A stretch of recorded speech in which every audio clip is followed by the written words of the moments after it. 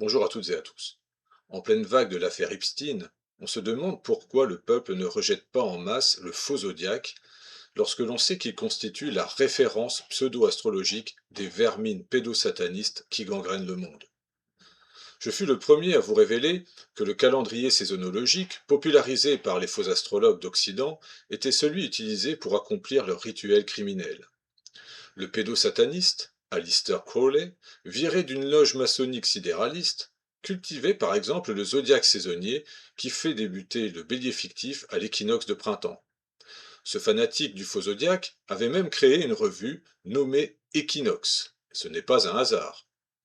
Il fut également missionné par les loges maçonniques londoniennes pour façonner le nouveau Proche-Orient en incitant l'Égyptien Hassan al-Banna, à la fin des années 1920, à créer un mouvement en adéquation avec les intérêts géomessianiques. L'objectif était en effet de créer une mouvance religieuse rétrograde destinée à conforter le narratif de Theodor Herzl, consistant à prouver au monde que le sionisme constituait l'avant-poste de la civilisation face aux barbares rétrogrades. C'est ainsi que les mouvements islamistes traditionalistes et radicaux prirent forme au Proche-Orient et au Moyen-Orient, au moment où le sionisme prenait forme pour lui donner sa justification existentielle. C'est simplement factuel. L'Iran radicalisé est désormais la cible planifiée de longue date de ce que certains nomment la Ligue Epstein en raison du fait que Donald Trump, natif de la pleine lune au niveau des longitudes du Scorpion, se trouve impliqué dans les dossiers les plus glauques du pédosataniste.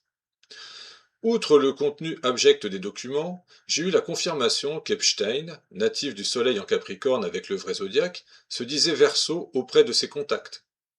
C'est une preuve de plus que ce rouage de l'élite s'appuyait sur le faux zodiaque. Cependant, je n'ai pas eu plus d'informations au sujet de l'existence d'un mage astrologue exerçant à la CIA, qui serait, selon le scorpion Steve Bannon, une sorte de faiseur de rois. On se doute bien qu'il devait s'agir d'un énième saisonnologue. Une pensée donc à tous les demeurés adorateurs de QAnon, de MAGA, et sans parler bien évidemment des ridicules Cosette et Trotta, qui ont fait la promotion depuis plusieurs années de Trump comme celui qui renverserait l'État profond. Rappelons que je fus le premier en 2016 à vous révéler qu'il n'était qu'un pantin comme les autres, et qu'il obéissait au programme messianique qu'on lui dictait. Et dans ma vidéo de 2020, je vous avais même dit que Trump n'était pas devenu milliardaire par hasard, et que les membres de la secte le ramèneraient au pouvoir dès qu'ils le jugeraient utile. Et c'est encore une fois ce qui s'est produit. Je vous avais également prédit, dès 2024, qu'il frapperait l'Iran entre 2025 et 2026 à la faveur du cycle de Saturne-Neptune en faux bélier. Et c'est ce qu'il s'est encore passé. Il est intéressant de constater qu'ils ont arrêté les frappes sur l'Iran lorsque Saturne se trouvait en juin 2025 à 1,35 du faux bélier pour les reprendre en février 2026 lorsque Saturne se trouvait à nouveau à 1,35 du faux bélier après sa phase de rétrogradation.